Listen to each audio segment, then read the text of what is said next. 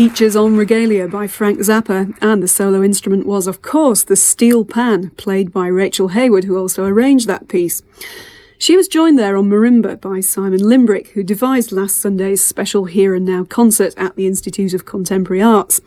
This involved a whole ensemble of steel pan virtuosi, bringing us some wonderful and very original music. And Rachel is here in the studio to tell me more about the art of pan. Rachel, you actually trained as a professional orchestral bass player, so how did you get sidelined into concentrating on the pans? Well, when I was 15, I saw these instruments at school being unloaded out of a van, and I'd never seen anything quite like them before. And I went on an introductory course learning to play pans. And when I left the school, I'd already bought my own pair of double tenor pans and just continued on really concentrating on being a soloist. So did you sort of decide at quite an early stage that you really wanted to take it seriously? Well, I'd always been very torn because, as you say, I trained as a bass player at Guildhall, and I've been playing in the profession for 3 or 4 years, concentrating, in fact, on the Baroque repertoire. I'm playing violone as well. And it just got to a stage last year where I was very unhappy just playing the bass. So I decided to give it a go just doing the pans. And I've just come back from Trinidad, where I was playing in the competition out there, the World Steel Band Music Festival, and came fourth in the soloist category, which I was very pleased about. Well, that piece that we heard, Peaches on Regalia by Frank Zappa, and that was your arrangement. Why did you go for that particular track? Well, I've always tried to arrange as many different styles of music as possible, and I've done things from Dowland to Gilbert and Sullivan, Bach, Debussy, all sorts of things. And I heard the Hot Rats album, and I was very, very struck by this first track. I thought it would sound excellent on steel band.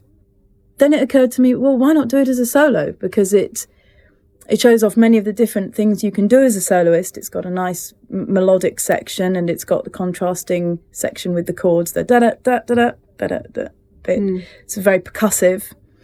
So I felt it really showed off in all the different episodes, different facets of my 4-stick technique, which is, again, quite unusual to play steel pans with 4 sticks. Well, we'll be hearing plenty more from the Pans later, including works by Simon Limbrick, Peter McGarr, Javier Alvarez, and the great pan innovator Lennox Boogsy Sharp. But that's not all in tonight's Here and Now. After the ICA concert, there'll be time for an ambitious anthropological piece brought to us courtesy of Swedish radio, Grains of Voices by Orka Parmerud. But back to last Sunday's Here and Now concert and a recent piece by Steve Reich. Nagoya Marimbas was written in 1984 in honour of the opening of Shirakawa Hall in Nagoya City, Japan. This is Reich in classic minimalist mode. Both players have lively repeated riffs which gradually evolve by means of small melodic and rhythmic changes. Dynamic changes are sparse and characteristically subtle, giving us the occasional hints that new territory is being uncovered or that we've finally reached the journey's end.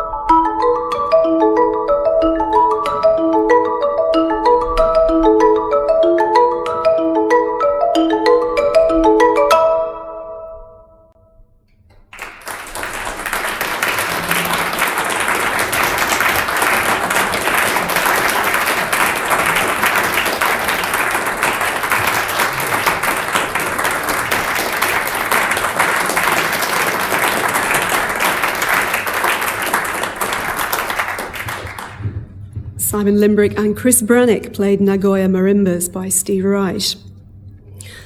Next, Simon Limbrick takes centre stage to perform a piece by Brian Elias.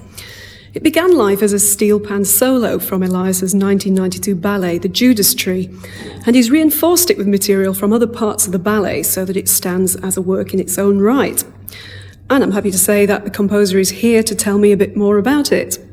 Brian, it seems to be quite an unusual decision to use pan in a ballet score, and I wondered if there were any models that you were basing it on. Not really. I'd heard the steel pan as a solo instrument for the first time. I think it was in Tottenham Court Road Tube Station. Somebody playing the Chopin's Minute Waltz with the most incredible virtuosity. And this was a couple of years before I was commissioned to write the ballet. And I'd sort of stored this nugget away as a kind of useful thing for the future. And in fact, a very enticing idea. A large orchestral score seemed a perfect opportunity to be able to introduce this, to use this instrument, to use this idea, to use the instrument as a solo sound within an orchestral texture. What sort of mood were you trying to evoke? Well, I think the subject of the ballet was one of betrayal. And although I didn't know it at the time, because I wrote the ballet without a scenario, the piece was to be set in a sort of derelict urban area or something like that. I mean, a bit of shades of Last Exit to Brooklyn kind of thing. And I mean, it just turned out the most incredible coincidence that really that sort of very pungent steel sound worked very well with the setting. But in fact, there was a more subtle model really, because I couldn't recall hearing the steel pan as a solo instrument in an orchestral context. And I mean, I was trying to remind myself really of what Tchaikovsky did in the Nutcracker when he used the celesta for the first time. So I suppose there was a kind of good, worthy model there. Nutcracker happens to be one of my most favourite pieces. And did you have a specific player in mind when you wrote it? Well, it was Simon Limbrick, who actually nagged me to death after the ballet was first written to make this solo for him, because I in principle don't like the 19th century thing of doing, fantasies on a theme of themes from Rigoletto or whatever. But it turns out to have been very worthwhile to do. Well, I'm sure Simon will be flexing his mallets now, ready to begin. So, Brian, thanks very much for talking to me. Thank you. Thank you. So, to perform solo from The Judas Tree, here again is Simon Limbrick.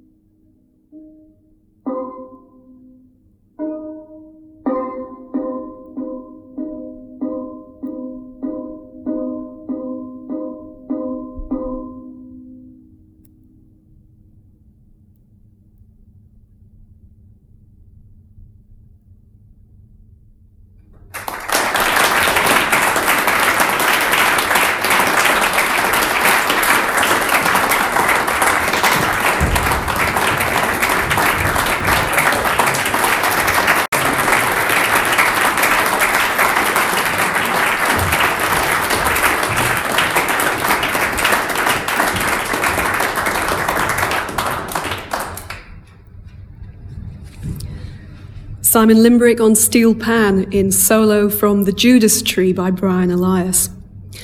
Next, Play of Shadows, a highly idiomatic piece for solo marimba by the Mexican composer Raul Tudon Toledo. It's not hard to tell that this has been written by a player whose knowledge of the instrument allows him to exploit it in a very beautiful way, emphasizing the resonance of different registers, building rich tonal harmonies, and achieving great rhythmic impetus. There's a restless moto perpetuo feel about the piece, and Simon tells me it's a bit like doing a drum roll, only harder. So here again is Simon Limbrick with Play of Shadows by Raul Tudon Toledo.